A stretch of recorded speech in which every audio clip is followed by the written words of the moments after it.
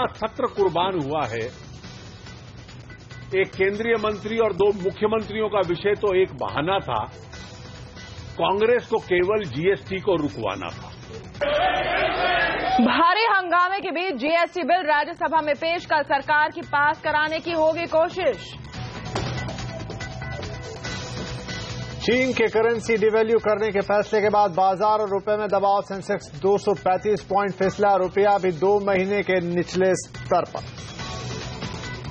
नतीजों के लिहाज से आज बड़ा दिन। टाटा स्टील ने अपने नतीजों से चौंकाया तो एसबीआई ने किया निराश। सन फार्मा की सेहत निकली उम्मीद के मुताबिक। आधार के मुद्दे पर सुप्रीम कोर्ट ने सरकार को दी थोड़ी रियायत। एलपीजी, केरोसिन, पीडीएस के लिए दी इस्तेमाल की इजाजत, लेकिन मनरेगा जैसी दूसरी सरकारी स्कीम्स के लिए आधार नहीं होगा जरूरी। संवैधानिक बेंच करेगी प्राइवेसी के मसले पर सुनवाई। भारतीय मूल के सुंदर पिचाई को गूगल के नए सीईओ बनने पर प्रधानमंत्री मोदी ने दी बधाई। साथ ही बताएंगे क्या है नई होल्डिंग कंपनी अल्फाबेट की एबीसी। बुलेटिन में आगे। और देश का सबसे बड़ा ऑनलाइन ट्रांजैक्शन प्लेटफॉर्म बना पेटीएम। 10 करोड़ से ज्यादा हुए ग्राहक। 2020 तक 50 करोड़ ग्राहक बनाने का टारगेट। पेटीएम के सीईओ विजय शेखर शर्मा से एक्सक्लूसिव बातचीत।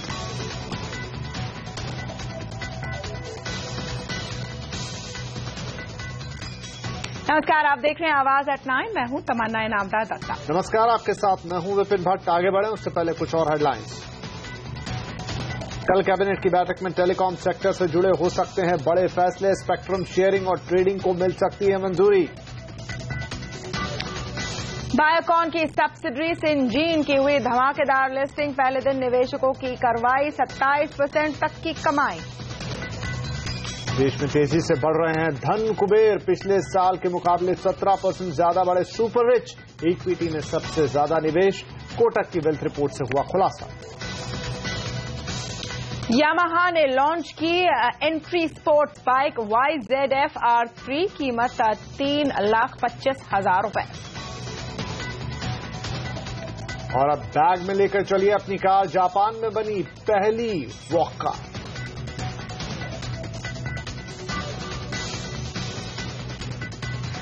लेकिन सबसे पहले हम बात करेंगे जीएसटी संविधान संशोधन बिल की।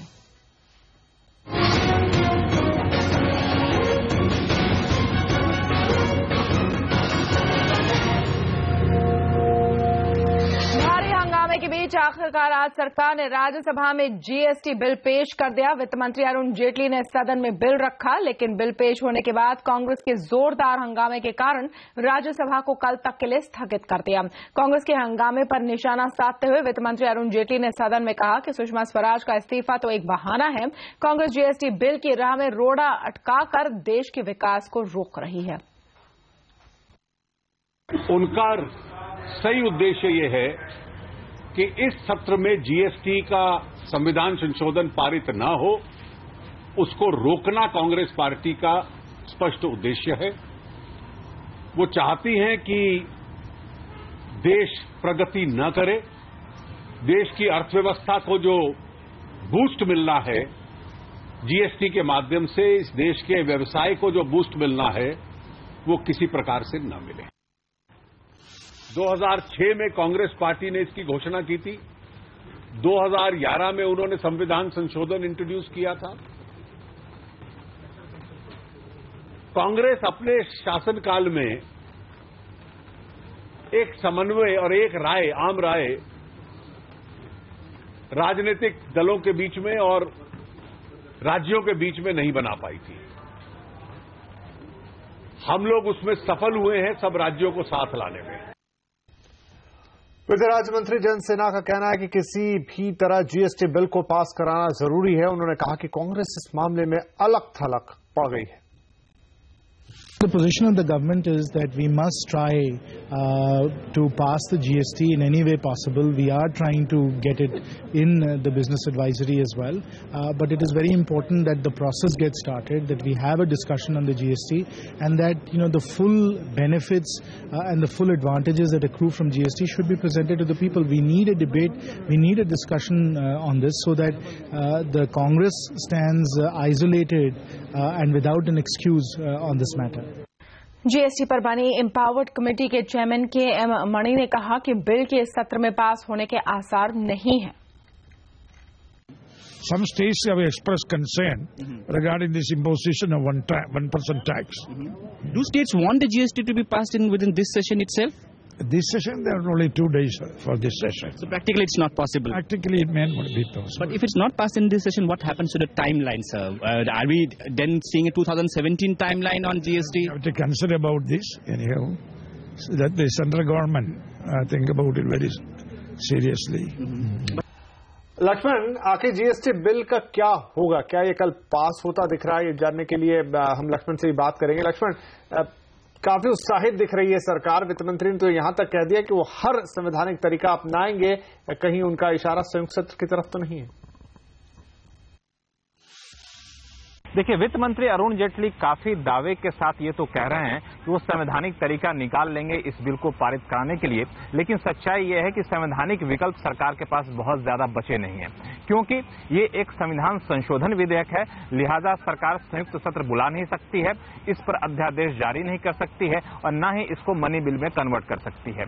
ऐसे में सरकार के पास जो रास्ता बचता है, जो आसान रास्ता जो दिख रहा है, वो ये है कि इसके लिए विशेष सत्र बुला ले सरकार। विशेष सत्र बुलाने से फायदा ये होगा कि विशेष सत्र में कांग्रेस अपना कोई दूसरा मुद्दा उठा नहीं सकती है, क्योंकि सिर्फ जीएसटी को लेकर के सत्र बुलाया जाएगा। विशेष सत्र में सिर्फ जीएसटी पर चर्चा होगी और फिर सरकार इसको आसानी से पारित करा लेगी, क्योंकि सभी गैर कांग्रेसी सदस्य जो हैं वो सरकार के साथ इस बिल पर है और 163 का जो आंकड़ा है, 2/3 बहुमत का आंकड़ा, वो सरकार आसानी से पूरा कर लेगी। दूसरा जो विकल्प जो संसद के गलियारों में यहाँ पे चर्चा थी, वो ये कि हो सकता है कि कल जब राज्यसभा की कार्रवाई शुरू हो तो माहौल ऐसा बने कि कांग्रेस के सदस्य वॉकआउट कर जाएं और कांग्रेस के सदस्य अगर राज्यसभा की कार्रवाई का बहिष्कार कर देते हैं तो उनके साथ लेफ्ट भी साथ हो जाएगी और फिर गैर कांग्रेसी सदस्य की मौजूदगी में सरकार इस बिल पर आसानी से चर्चा करा लेगी और फिर इस बिल को कल शाम तक पारित करा लेगी। हालांकि इसमें भी कई सारे किंतु परंतु हैं। एक तीसरा विकल्प ये भी चर्चा में है, वो ये कि सरकार मौजूदा सत्र को ही आगे कुछ दिन के लिए और बढ़ा दे, लेकिन यहाँ पे इस बात की गारंटी नहीं है कि जो पिछले 21 दिन से हंगामा चल रहा है वो संसद सत्र को आगे बढ़ाने पर यह हंगामा नहीं चलेगा। ऐसे में इस विकल्प की फिर काफी ज्यादा संभावना कम दिख रही है।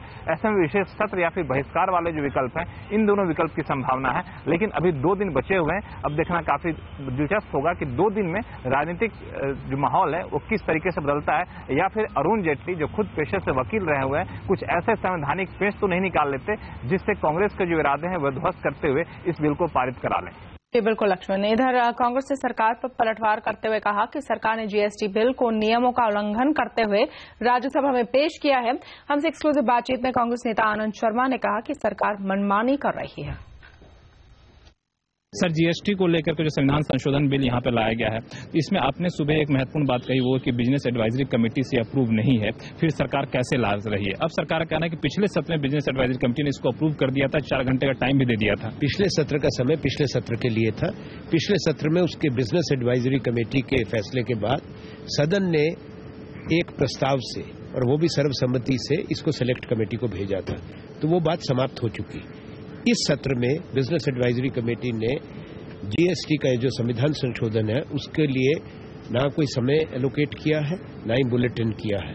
तो सरकार इसको प्रोपेगेंडा के लिए लाई है और नियमों के उल्लंघन में लाई है। सरकार का ये भी कहना है कांग्रेस के सभी वरिष्ठ सदस्य कमोबेश सहमत है जीएसटी के, लेकिन दो नेता जो इसका विरोध कर रहे हैं, सोनिया गांधी, राहुल गांधी के इशारे पे कर रहे हैं। ये शरारतपूर्ण प्रचार है लोगों को गुमराह करने के लिए।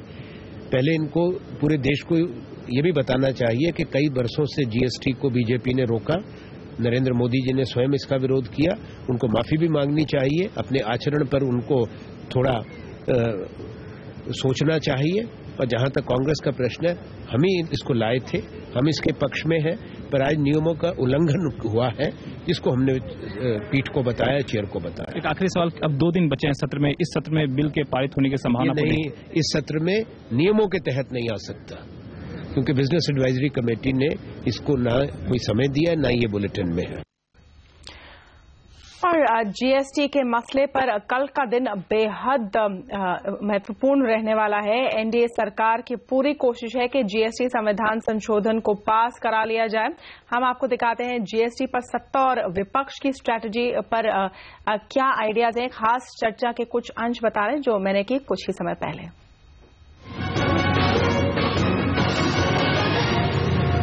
लेकिन अभी तो ये स्थिति में आए ही नहीं कि इस पर डिस्कशन हो। अभी इन्होंने बिजनेस एडवाइजरी कमेटी में जाके टाइम एलोकेट कराएं और फिर उसके हिसाब से आगे बढ़े। और वो भी फिर टाइम एलोकेट करने के बाद जो पहले टाइम एलोकेट किया कि उस पर डिस्कशन हो, उसके बाद बिजनेस बाकी का एडवाइजरी कमेटी पर हम तरुण विजय से पूछेंगे, लेकिन उसके पहले पिनाकी मिश्रा, जो गैर कांग्रेसी और लेफ्ट पार्टियां हैं, क्या वो एक साथ आते हुए नजर आ रही है? एक जो टर्म होता है सेंस ऑफ द हाउस, ये भी एक थ्योरी निकल कर आ रही है कि कल शायद जो सरकार है, एनडीए है, वो सेंस ऑफ द हाउस लेने की कोशिश करेगा और अगर उसमें निकल कर आए कि दूसरी पार्टियां भी जीएसटी चाहती है तो ये पुश थ्रू हो सकता है। ये कैसे काम करेगा, हमें समझाइए, ये भी बताइए कि आप लोग कहां खड़े हैं।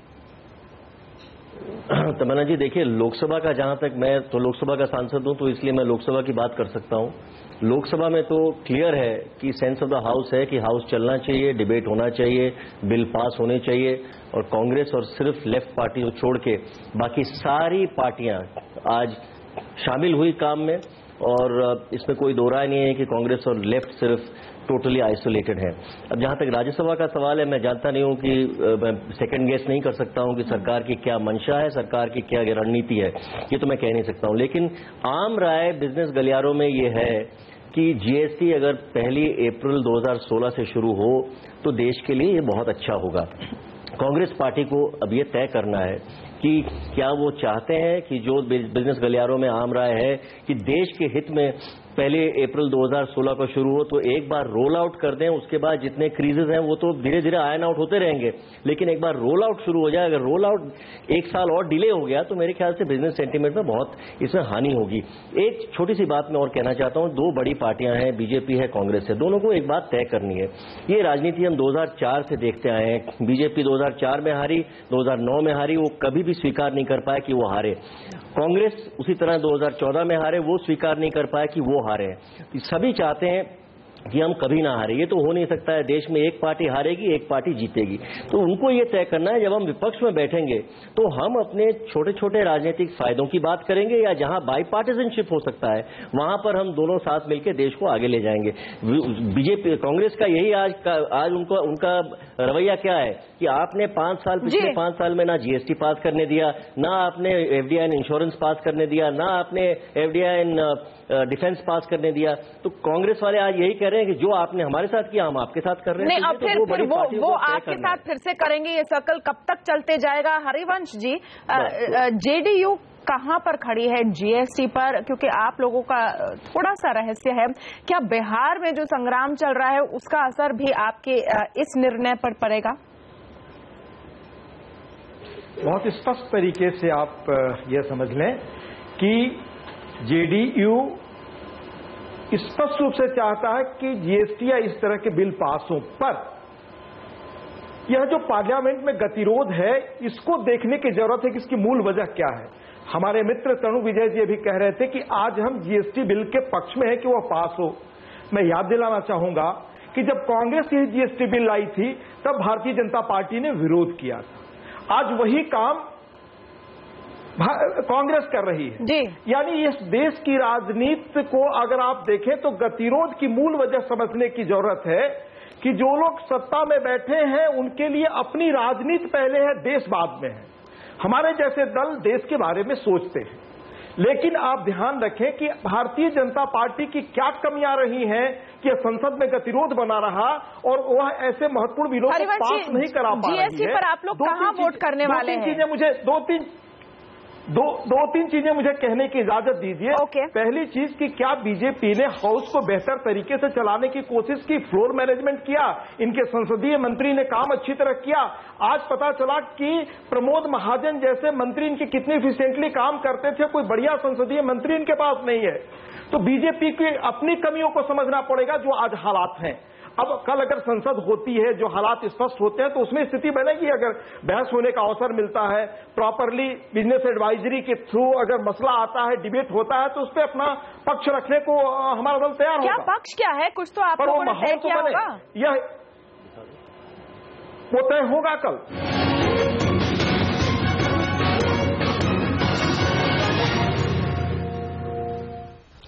तो क्या लगता है तमन्ना आपको इतनी पूरी बातचीत के बाद क्या होने वाला है, जीएसटी इस पार या उस पार? नहीं, बहुत ही इंटरेस्टिंग ये बात है कि कितनी पार्टियां अभी तक उनका जो डिसीजन है ये सस्पेंस में है।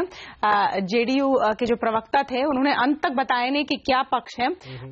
यहां पर बीएसपी क्या करेगा और एआईएडीएमके क्या करेगा, इस पर काफी चीजें निर्भर है। कल का दिन काफी रोमांचक होने वाला, हर पल की जानकारी हम आपको देंगे, लेकिन यहां फिलहाल लेंगे ब्रेक और ब्रेक के बाद बताएंगे सुप्रीम कोर्ट ने दिया है आधार कार्ड पर क्या अहम फैसला।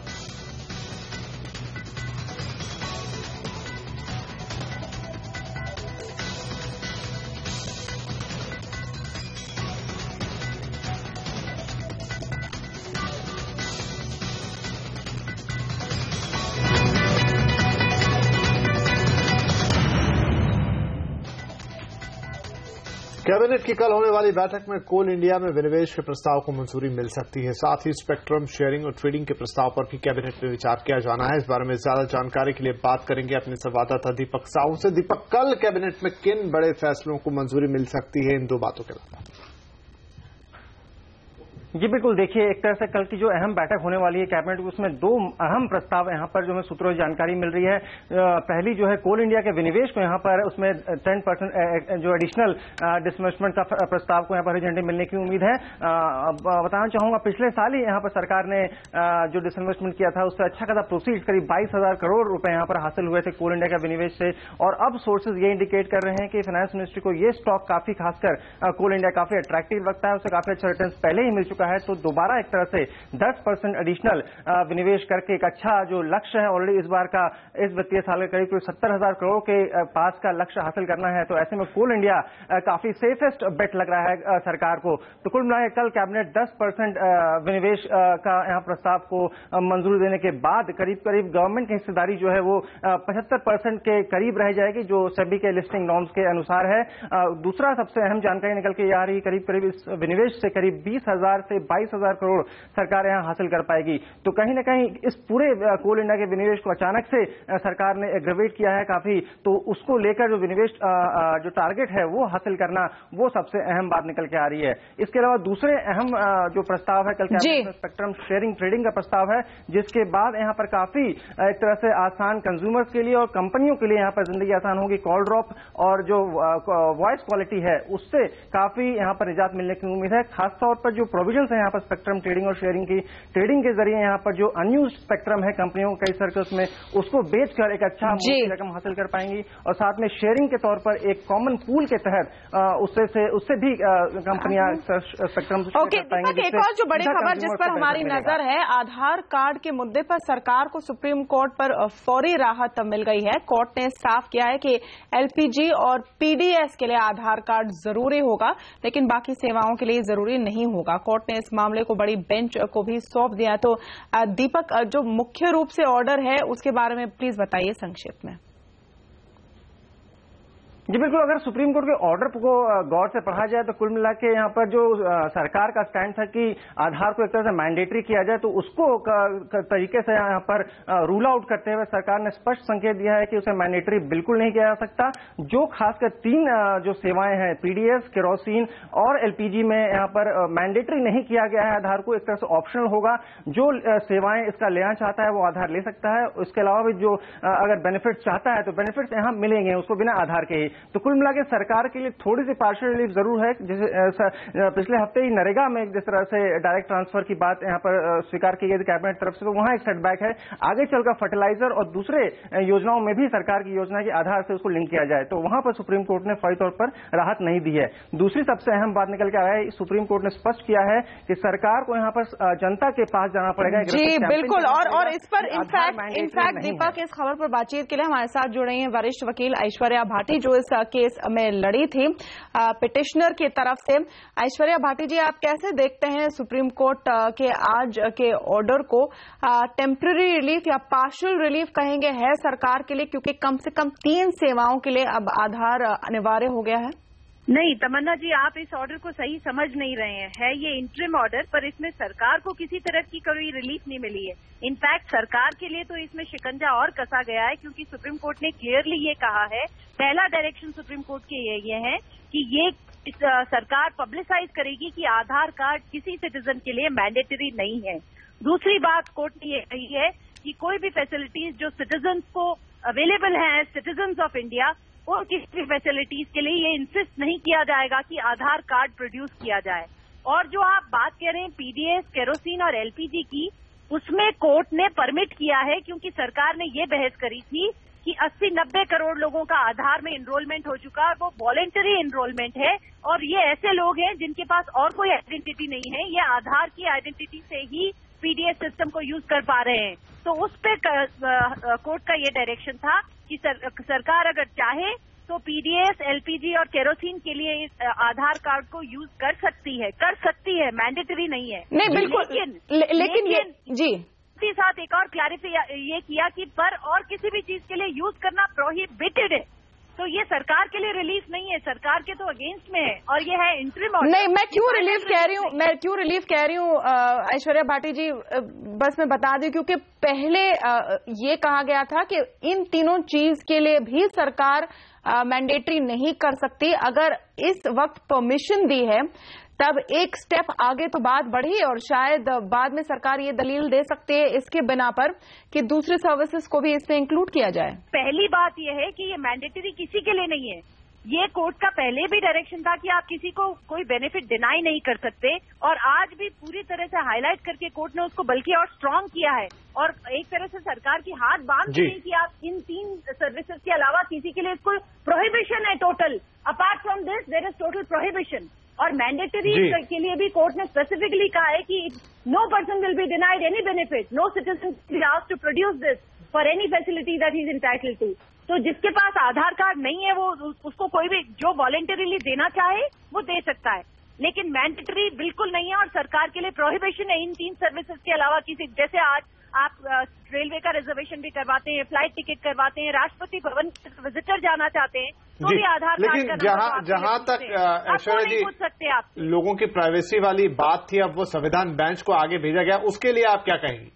देखिए, वो एक लिमिटेड इश्यू पे कॉन्स्टिट्यूशनल बेंच को भेजा गया है इस इश्यू के लिए कि right to privacy is a constitutional right guaranteed under fundamental rights of the constitution और नॉट। ये एक टेक्निकल एस्पेक्ट है क्योंकि हमारा कॉन्स्टिट्यूशन ये प्रिस्क्राइब करता है कि कोई भी इशू जो जिसकी कॉन्स्टिट्यूशनल कॉन्टोर्स हैं which go into whether something falls within the constitutional contours, तो वो कॉन्स्टिट्यूशनल बेंच ही डिसाइड कर सकती है।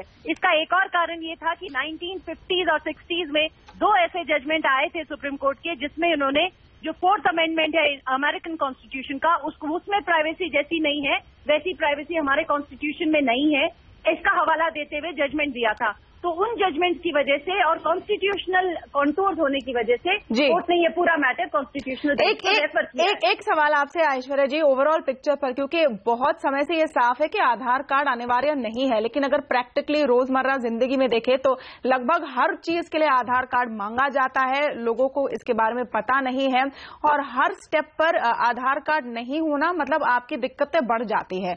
इस पर क्या होना चाहिए?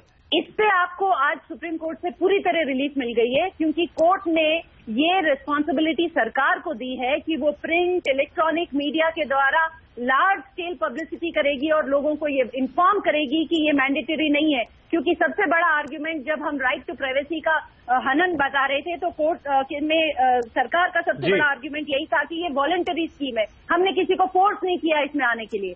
तो जब ये वॉलंटरी स्कीम है लेकिन हमने कोर्ट को बताया कि ये प्रॉक्सी एडवर्टाइजिंग करते हैं। जैसे एग्जांपल हमने ये दिया कि जैसे लिकर ब्रांड्स की आप एडवर्टाइजिंग नहीं कर सकते तो वो सोडा की तरह अपनी एडवर्टाइजिंग करते हैं, तो आप आधार को मैंडेटरी नहीं बनाते हुए भी इतनी प्रॉक्सी एडवर्टाइजिंग करते हैं कि एक कन्वेज अ डिफरेंट मीनिंग। बिल्कुल, इसलिए आज उसका पूरा की पूरा जो रिस्पांसिबिलिटी वो सरकार के कंधों पे डाल दी है कि इसकी एंटी पब्लिसिटी होगी कि it is not mandatory for any citizen of this country. जी, तो वो राइट टू प्राइवेसी को डिफेंड कर रही हैं सुप्रीम कोर्ट में ऐश्वर्या भाटी, जो हमारे साथ फोन लाइन पर थी। बहुत बहुत शुक्रिया हमसे बात करने के लिए। विपिन, बहुत ही एक जरूरी यहाँ पर डिबेट छिड़ी हुई है क्योंकि प्रैक्टिकली जीवन में देखो तो हर कदम पर आधार कार्ड चाहिए और उसके बिना बस तकलीफें और जो प्रोसेस है वो बढ़ जाता है। जी बिल्कुल, और लेकिन अगर ऐश्वर्या भाटी साहब की बात माने तो फिलहाल तो यही कि अभी मैंडेटरी नहीं है, लेकिन आपका भी कहना सही कि लेकिन हर जगह उसको मांग कर शायद उसे एक तरीके से प्रॉक्सी मैंडेटरी बनाने की कोशिश जरूर हो रही है। यहां पर लेंगे एक छोटा सा ब्रेक के बाद आज बाजार के लिए रहा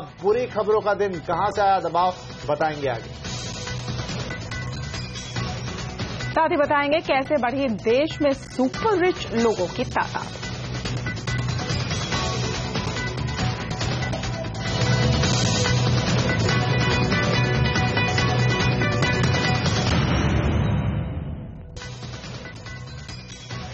बाजार को आज चारों तरफ से बुरी खबरें झेलनी पड़ी। बिकवाली हावी होने के चलते सेंसेक्स 236 पॉइंट तक टूट गया और निफ्टी 8,500 के नीचे आ गया।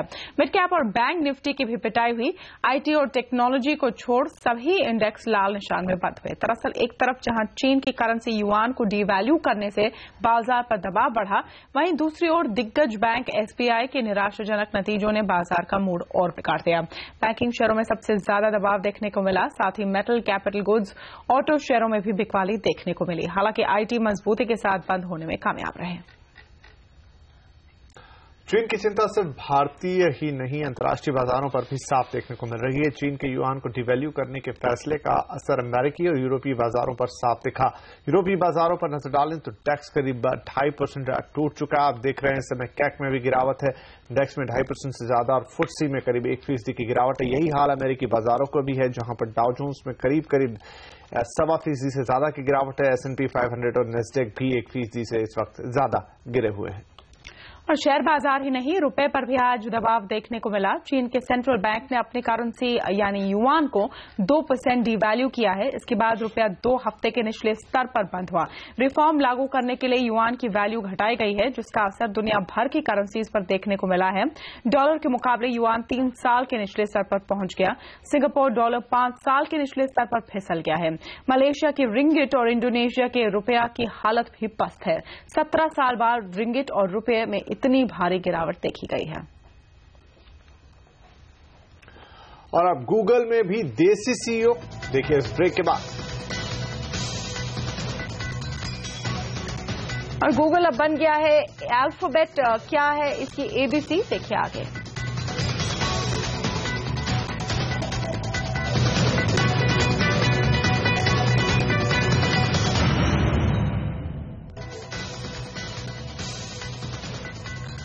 टेक वर्ल्ड में भारतीय मूल के लोगों की धाक बढ़ती जा रही है। गूगल ने प्रोडक्ट के दिग्गज सुंदर पिचाई को सीईओ बनाने का फैसला किया है। सुंदर लेरी पेज की जगह लेंगे। 43 साल के सुंदर पिचाई ने 2003 में गूगल ज्वाइन किया था और फिलहाल कंपनी में प्रोडक्ट के सीनियर वीपी के तौर पर काम कर रहे थे। लेरी पेज को प्रमोट करके अल्फाबेट का नया सीईओ बनाया गया है। दरअसल गूगल ने अपनी रीब्रांडिंग करते हुए इसे अल्फाबेट नाम दिया है। इसके तहत अब कई कंपनियां आएंगी, जिसमें सबसे बड़ी होगी खुद गूगल। इस फैसले के बाद गूगल का कोर बिजनेस अलग हो गया है। नए गूगल में search, ads, maps, apps, YouTube और एंड्रॉइड का काम होगा। वहीं अल्फाबेट में कैलिको, नेस्ट, फाइबर समेत गूगल वेंचर और गूगल कैपिटल का कारोबार शामिल होगा। और माइक्रोसॉफ्ट के सत्या नाडेला के बाद अब गूगल का सीईओ बनने पर सुंदर पिचाई का नाम भी धूम मचा रहा है। लेकिन 43 इयर्स के सुंदर पिचाई पर गूगल ने इतना ज्यादा भरोसा कैसे जताया? आईआईटी में मेटलर्जी की पढ़ाई करने वाले पिचाई आईटी वर्ल्ड में सफलता के शिखर पर कैसे पहुंचे? क्या है उनकी खासियत? आइए आपको बताते हैं।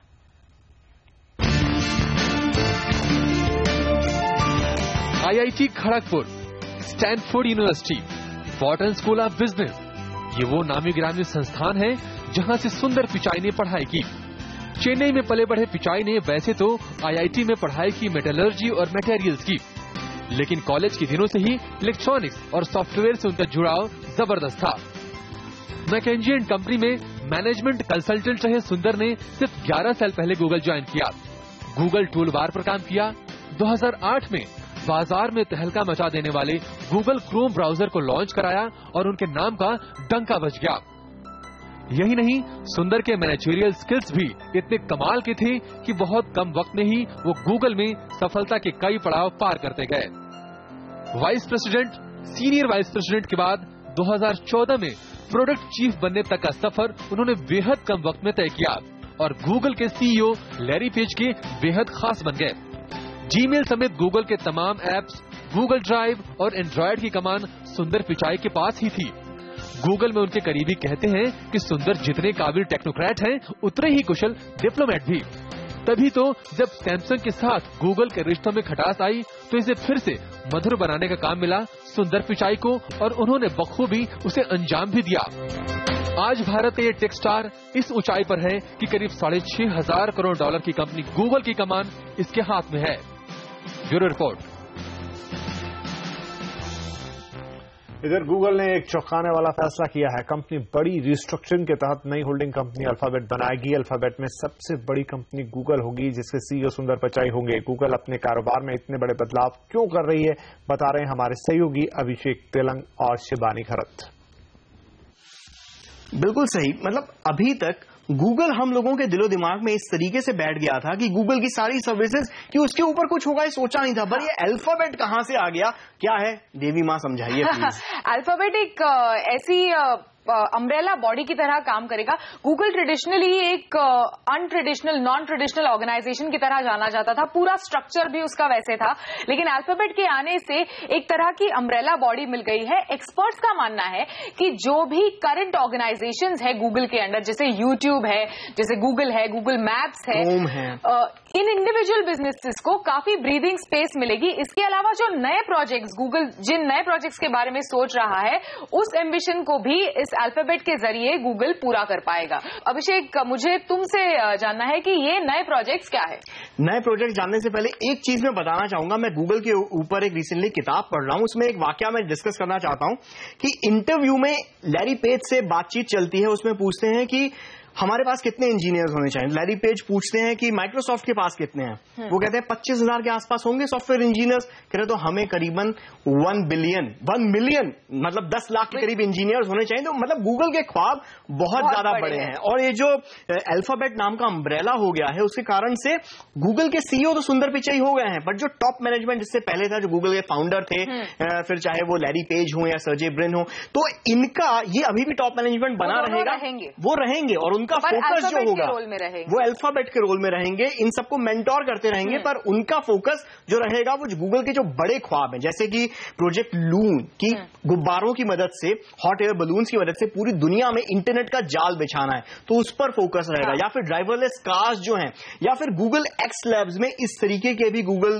कोशिश कर रहा है डिस्कवरी करने की कि किस तरीके से इंसान की लाइफ और ज्यादा लंबी की जा सके।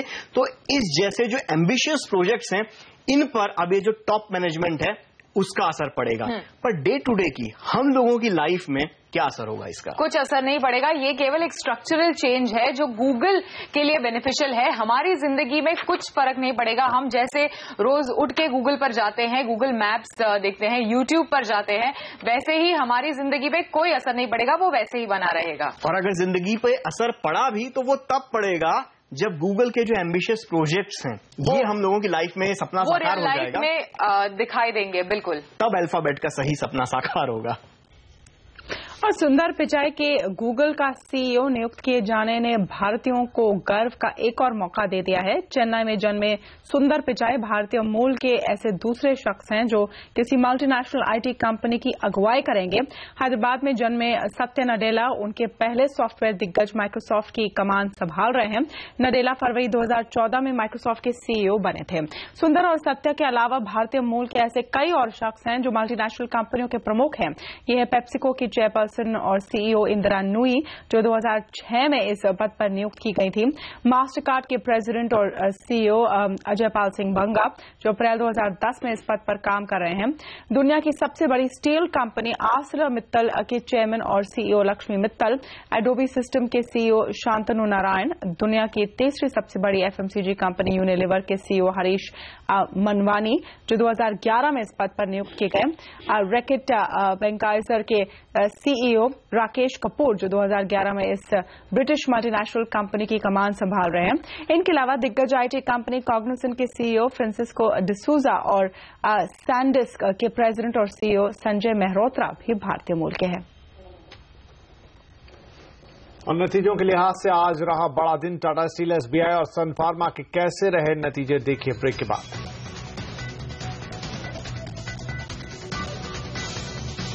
और लंबी छलांग के लिए तैयार पेटीएम, देखिए पूरी खबर कुछ ही देर में।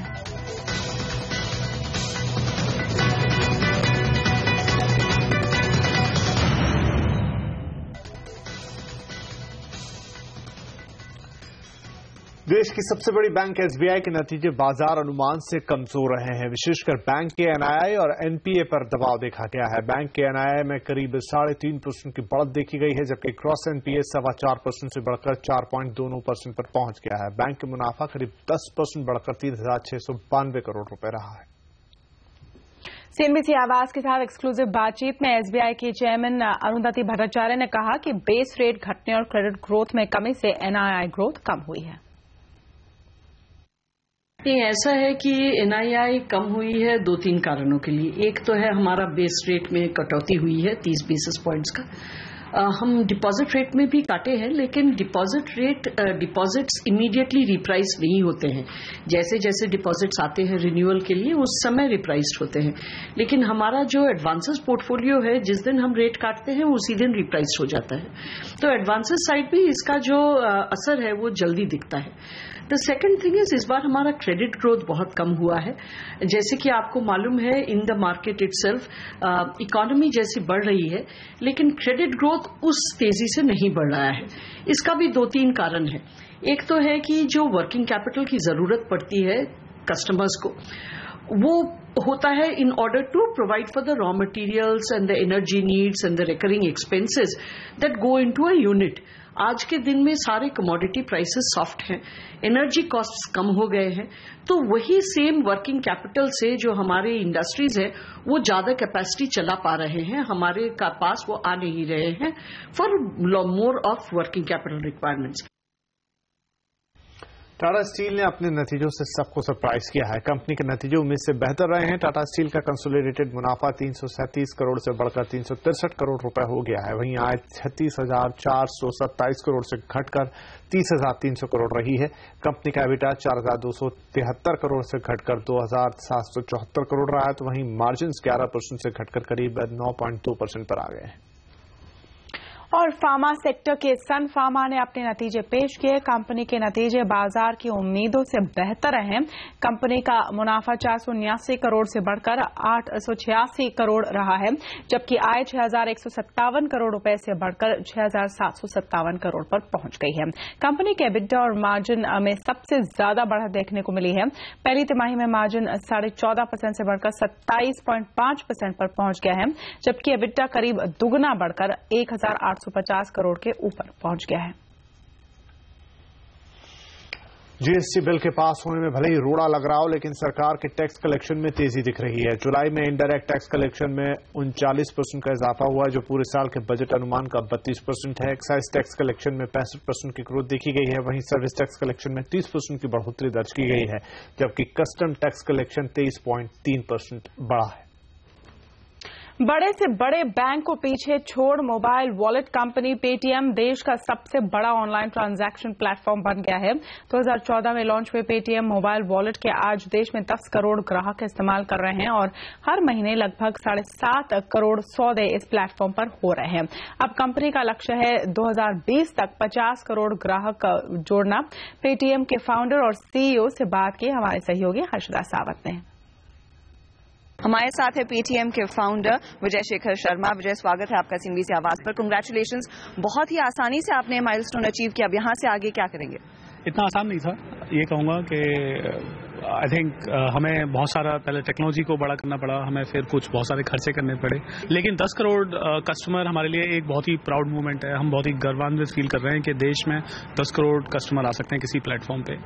हमारा टारगेट 50 करोड़ लोगों के लिए है, 500 मिलियन लोगों के लिए है। 50 करोड़ लोग 2020 तक अगर हम प्लेटफॉर्म पे ले आए तो हमें लगेगा कि हम देश के लिए कुछ कर पाए।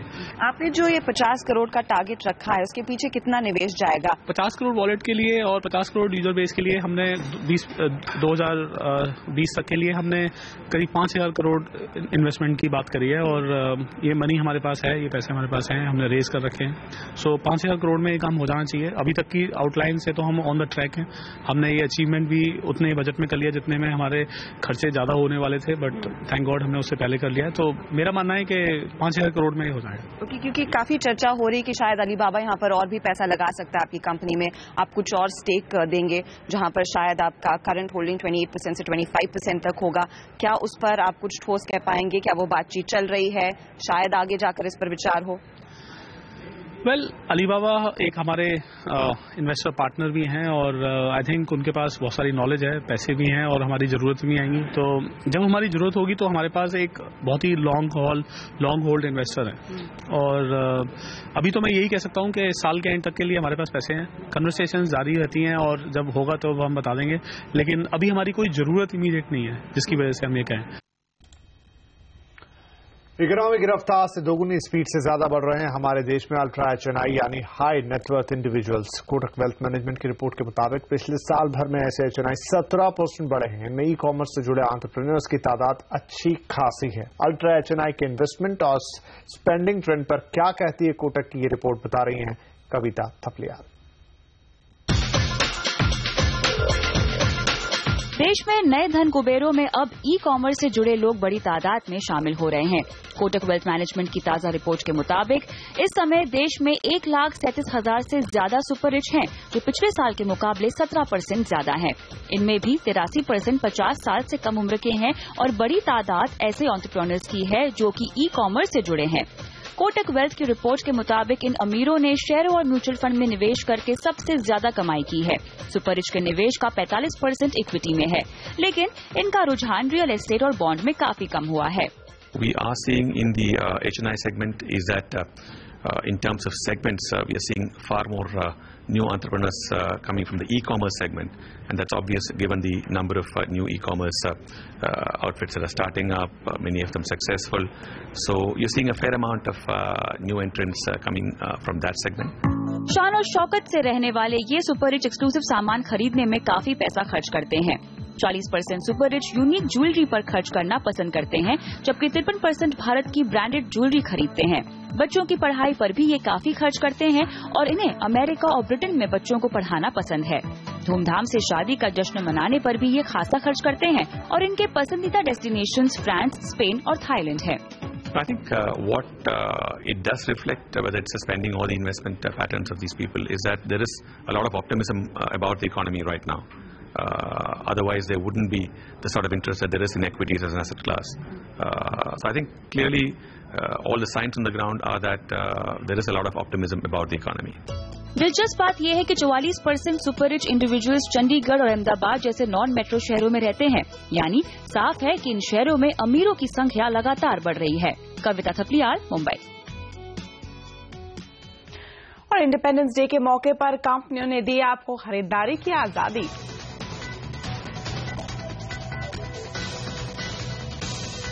और अब पार्किंग से मिलेगी निजात, बैग में रखी जाएगी कार।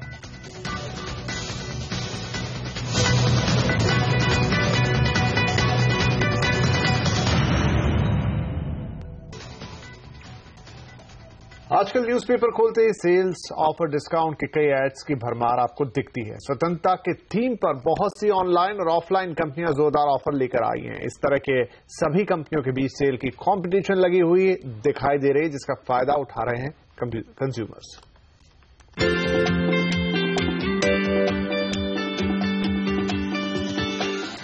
मॉनसून सेल्स खत्म हुए नहीं कि दिग्गज रिटेल कंपनियों की फ्रीडम महासेल शुरू हो गए हैं। शॉपर स्टॉप, लाइफस्टाइल और बिग बाजार जैसे दिग्गज ब्रिक और मॉर्टर स्टोर्स ने अपनी सेल्स शुरू कर दी है, जहां कपड़े और जूते से लेकर आटा चावल सभी पर 20 से 90% डिस्काउंट ऑफर मिल रहे हैं। स्केल तो देखिए हर साल बड़ा होते जा रहा है। आई थिंक इंडिया हमेशा हमें सरप्राइज करता है। इस बार करीबन 15 से 20 दुकानें हैं हमारी जो पहली बार इस इवेंट को देखेंगे। ई कॉमर्स के खिलाड़ी भी बहुत जोश के साथ फ्रीडम सेल को लेकर मैदान में उतर गए हैं। इनकी वेबसाइट पर आपको इलेक्ट्रॉनिक्स, गैजेट्स और होम अप्लायंसेस पर अच्छे खासे ऑफर मिल रहे हैं। Amazon ने अपनी ग्रेट इंडियन फ्रीडम सेल की शुरुआत 10 अगस्त को की है, जहां कंज्यूमर को मोबाइल फोन से शॉपिंग करने पर एक्स्ट्रा डिस्काउंट कूपन भी मिल रहे हैं। सेल की इस रेस में Snapdeal, Flipkart, Jabong, fashion and you जैसे दिग्गज भी पीछे नहीं है। इनमें कई 15 अगस्त तक के लिए ही है। फैशन लाइफस्टाइल के साथ साथ ऑनलाइन फर्नीचर ब्रांड जैसे पेपरफ्राई ने भी मौके पर चौका मारा है अपनी स्वदेशी सेल के साथ। हमारे पास जो सप्लाई है वो unlike other players who are largely into trading business, हमारे पास जो सप्लाई है it reflects truly Indian art, Indian craftsmanship, and इसीलिए हमने ये सेल स्टार्ट किया। ऑनलाइन खिलाड़ी कंज्यूमर्स को वही सब सुविधाएं दे रहे हैं जो ऑफलाइन सेल सीजन में मिलती है, लेकिन ऑफलाइन प्लेयर्स इसको टक्कर दे रहे हैं फ्लैट 50% डिस्काउंट जैसे ऑफर्स के साथ। साथ ही मॉनसून सेल के बाद इस खास फ्रीडम सेल से दोनों ऑनलाइन और ऑफलाइन प्लेयर्स लोगों को अपनी दुकान या साइट तक लाते हैं, जिससे नए फ्रेश कलेक्शन की बिक्री की संभावना भी बढ़ जाती है। राधिका कुमार, मुंबई। रफ्तार के शौकीनों के लिए यामाहा ने अपनी नई बाइक YZF R3 लॉन्च कर दी है। ये बाइक उनके लिए है जो कम कीमत में महंगी स्पोर्ट्स बाइक का फील चाहते हैं। यामाहा के बेड़े में R15 और R1 के बाद R सीरीज की ये तीसरी बाइक है। R3 को कंपनी ने R1 के DNA पर बनाया है। इसकी स्टाइलिंग और फीचर्स R1 से काफी मिलती है। यामाहा YZF R3 की परफॉर्मेंस रेसिंग बाइक की तरह है। इसके लिए इसमें 321 सीसी का ट्विन सिलेंडर इंजन है जो 42 PS पावर जनरेट करता है और ये इंजन 6 स्पीड गियर ट्रांसमिशन के सहारे काम करता है। यानी रेसिंग ट्रैक के साथ सिटी में भी आप इसे आराम से चला सकते हैं। यामाहा YZF R3 की कीमत 3,25,000 रुपए है। इसको राइड करने के बाद customer will realise oh this is the product, तो वो कंपेयर नहीं कर सकते आप किसी से। So we know we are confident about the technology involved in this bike, so and we are not looking at huge numbers, we are just looking at 20%, 200 bikes a month, and I think it should not be a problem. और अपनी car में सवारी करना आपको बहुत अच्छा लगता होगा, लेकिन जब पार्किंग की जगह नहीं मिलती तो यकीन आपको बहुत गुस्सा भी आता होगा। लेकिन आपको एक ऐसी सवारी मिल जाए जिसे आप अपने बैग में फोल्ड करके साथ में ले जा सके तो आप कहेंगे कि ये मजाक है, लेकिन ये मजाक नहीं, हकीकत है। जापान के एक इंजीनियर ने ऐसी पोर्टेबल सवारी डिजाइन की है जिसे आप बैग में भी रख सकते हैं। इसे वॉक कार का नाम दिया गया है और इसका साइज एक लैपटॉप जितना है। देखने में काफी हद तक ये एक स्केटबोर्ड की तरह ही दिखती है और इसमें लगी लिथियम आयन बैटरी से इसे चलाई जाती है। ये एक वॉक कार 120 किलो का वजन उठा सकती है और 10 किलोमीटर की अधिकतम रफ्तार पर चल सकती है। 3 घंटे के चार्ज पर इसे 12 किलोमीटर तक चलाया जा सकता है। इसे चलाना भी आसान है, बस इस पर खड़े हो जाइए तो ये चलने लगेगी और अगर इसे रोकना है तो नीचे उतर जाइए। इस साल के आखिर तक इसकी बिक्री भी शुरू हो सकती है और इसकी कीमत होगी करीब $800 यानी 50,000 रुपए के आसपास।